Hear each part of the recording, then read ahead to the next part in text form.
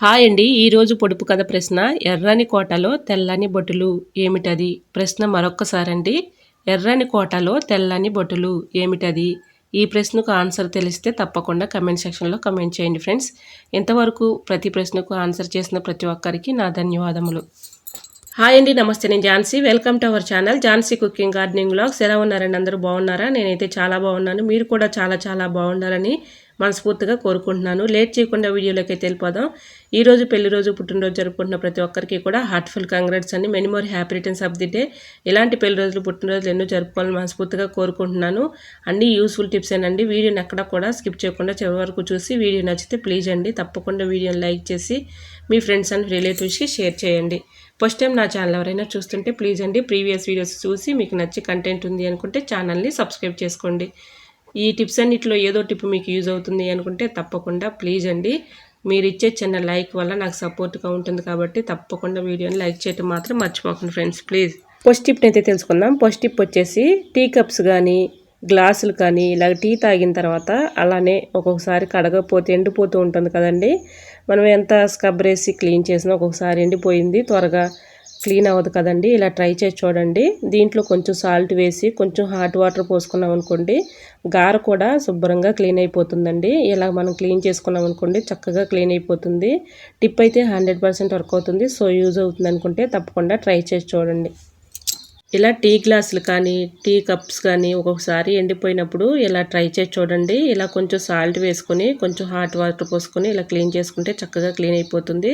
So use అవుతుంది అనుకుంటే తప్పకుండా ట్రై చేయండి. టిప్ నెంబర్ 2, జిల్లేడు ఆకులు అయితే ఉంటూ ఉంటాయి కదండి. జిల్లేడు ఆకులు కానీ ఇలా కొమ్మతో తెచ్చుకున్న ఇలా మన ఇంట్లో బొద్దింకలు కానీ ఎలుకలు కానీ ఒక్కొక్కసారి ఎక్కువగా ఉంటూ ఉంటాయి కదండి. అలా ఎలుకలు కానీ ఇలా బల్లులు కానీ ఉన్నప్పుడు ఇలా పెట్టి చూడండి. ఈ కొమ్మ బల్లులు కానీ ఎలుకలు కానీ రాకుండా ఉంటాయి. సో యూజ్ అవుతుంది అనుకుంటే తప్పకుండా ట్రై చేయండి. టిప్ నెంబర్ 3, ఫ్రూట్స్ అయితే మనం తెచ్చుకుంటూ ఉంటాం కదండి. ఫ్రూట్స్ తెచ్చుకున్నప్పుడు ఇలా క్లీన్ చేసుకోండి.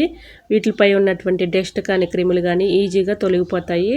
ఏదైనా ఒక బౌల్లో కొన్ని వాటర్ అయితే తీసుకుని దాంట్లో ఒక 1 టీ స్పూన్ పసుపు, ఒక 1 టీ స్పూన్ సాల్ట్ వేసుకొని ఇలా వాటర్లో మొత్తం కలిపేసుకోవాలి. ఇలా కలుపుకున్న ఈ వాటర్లో ఫ్రూట్స్ యాపిల్ కానీ దానిమ్మ కానీ అలానే ద్రాక్షలు కానీ ఇలా తెచ్చుకుంటూ ఉంటాం కదండి. వీటిని శుభ్రంగా ఇలాగ వాటర్లో క్లీన్ చేసేసుకొని ఏదైనా ఒక బాస్కెట్లో వేసేసుకున్నాం అనుకోండి చక్కగా మనకి క్లీన్ అయిపోతుంది. వాటిపై ఉన్నటువంటి డస్ట్ కానీ క్రిములు కానీ ఈజీగా క్లీన్ అయిపోతాయి. వీటిలో పసుపు వేసాం కాబట్టి ఇవి యాంటీబయాటిక్గా చక్కగా ఉపయోగపడుతుంది. వీటిపై ఉన్న క్రిములు కూడా తొలగిపోతాయండి. సో యూజ్ అవుతుంది అనుకుంటే తప్పకుండా ట్రై చేయండి. ఈ ప్రాసెస్లో మనం వెజిటేబుల్స్ అయినా చక్కగా ఇలా క్లీన్ చేసుకున్నామంటే చక్కగా క్లీన్ అయిపోతుంది. టిప్ నెంబర్ 4, మిక్సీ జార్లు మనం ఒక్కొక్కసారి చట్నీలు కానీ అలానే మసాలాలు కానీ పడుతూ ఉంటాం కదండి.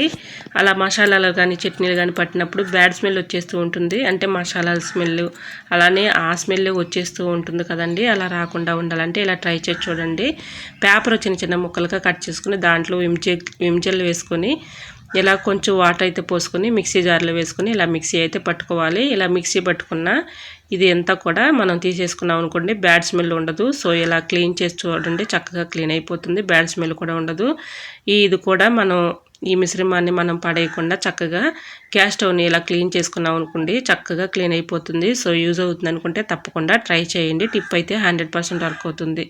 ఇలా చూడండి చక్కగా గ్యాస్ స్టవ్ కూడా ఇలా క్లీన్ చేసుకున్న తర్వాత చూడండి గ్లాసెస్ కూడా మంచి షైనింగ్ వచ్చాయి. సో యూజ్ అవుతుంది అనుకుంటే తప్పకుండా ట్రై చేసి చూడండి. రిజల్ట్ అనేది మీకే కనిపిస్తుంది. టిప్ నెంబర్ 5, మనం కిచెన్ సింక్లో గిన్నెలు అయితే కడుగుతూ ఉంటాం కదండి. దాని పక్కనే ఒక మ్యాట్ లాంటిది ఇలా వేసేసుకున్నాం అనుకోండి దానిపైన ఇలా గిన్నెలు బోర్లించుకోవడానికి చక్కగా ఉంటుంది. వాటర్ ఏమైనా ఉన్నా ఆ క్లాత్ అబ్జర్వ్ చేసుకుంటుంది కాబట్టి తడేమీ ఉండదండి. సో యూజ్ అవుతుంది అనుకుంటే తప్పకుండా ట్రై చేయండి. టిప్ నెంబర్ 6, కరివేపాకు మనం మార్కెట్లో ఒక్కొక్కసారి కొమ్మలతో తెచ్చుకుంటూ ఉంటాం కదండి. ఆ కొమ్మలు పడేయకుండా చక్కగా వీటిని కూడా చక్కగా యూజ్ చేసుకోవచ్చండి. ఇలా కరివేపాకు కొమ్మల్ని ఇలాగా కర్రలాగా స్టిక్లాగా ఉంటాయి కదండి. ఇవి గట్టిగా చక్కగా ఉంటాయి. మనం చక్కగా యూజ్ చేసుకోవచ్చు. వీటిని మనం స్టవ్ మీద ఒక్కొక్కసారి కర్రీస్ చేసుకుంటూ ఉంటాం కదండి. కర్రీస్కి ఒక గెరిటని సపరేట్గా పెట్టకుండా మనం దీంతోనే చక్కగా తిప్పుకోవడానికి బాగుంటుందండి. ఈ స్టిక్ వల్ల ఎటువంటి ఎఫెక్ట్ ఏమి ఉండదండి. ఇలా కర్రీస్లో మనం సపరేట్గా ఒక గెరిట అనేది పెట్టకుండా ఇలా ట్రై చేసి చూడండి.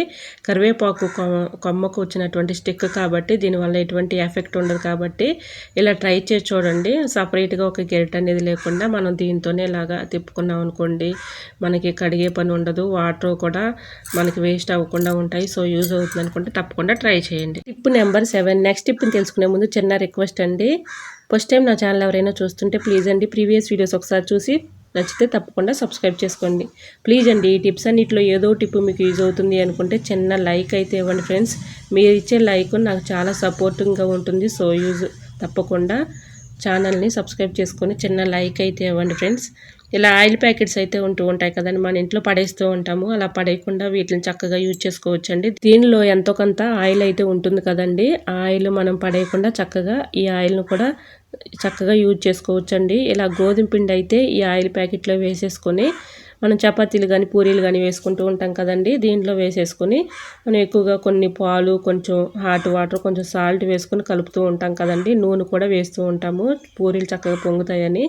ఇలా ఆయిల్ అయితే ఉంది కదండి, ఈ ఆయిల్ ప్యాకెట్లో గోధుమ పిండి వేసేసుకొని కొంచెం సాల్ట్ వేసుకొని కొంచెం పాలు అయితే పోసుకొని ఇలా మొత్తం కూడా కలిసేలాగా ఇలా కలిపేసుకున్నాం అనుకోండి, చపాతీలు కూడా స్మూత్గా చక్కగా పొంగుతూ వస్తాయండి. ఇప్పుడైతే నేను ఆయిల్ ప్యాకెట్లో కొంచెం కలిపాను కదండి, ఆయిల్ అంతా ఈ పిండికి పట్టేసి ఉంటుంది కాబట్టి మనం వేరే బౌల్లోకి తీసేసుకొని పిండి మొత్తం ఇలాగ పిసుకొని చక్కగా కొంచెం పాలు పోసుకొని ఇలాగా చక్కగా పిండిని పిసుకున్నాం అనుకోండి, పిండి కూడా స్మూత్గా ఉంటుందండి, పూరీలు కూడా పొంగుతూ వస్తాయి. సో యూజ్ అవుతుంది అనుకుంటే తప్పకుండా ట్రై చేయండి.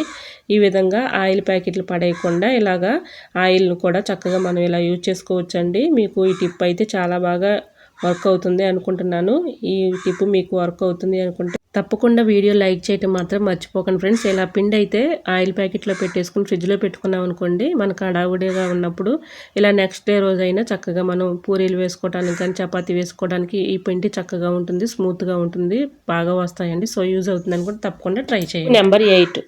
గ్లాసెస్ అయితే ఉంటూ ఉంటాయి కదండి. ఇలాంటి గ్లాసుల్ని చింతపండు మనం కర్రీస్లో వాడిన తర్వాత పడేస్తూ ఉంటాం కదండి, అలా పడేయకుండా వీటిని గ్లాసులనైనా చక్కగా క్లీన్ చేసుకోవడానికి ఈజీగా ఉంటుందండి. ఇలా క్లీన్ చేసి చూడండి. మనం రాగి వస్తువులను కూడా ఇలా చింతపండు పెట్టి క్లీన్ చేసుకుంటాం కదండి, స్టీల్ వాటినైనా చక్కగా వీటిని క్లీన్ చేసుకోవచ్చు. సో యూజ్ అవుతుంది అనుకుంటే తప్పకుండా ట్రై చేయండి. Tip number 9.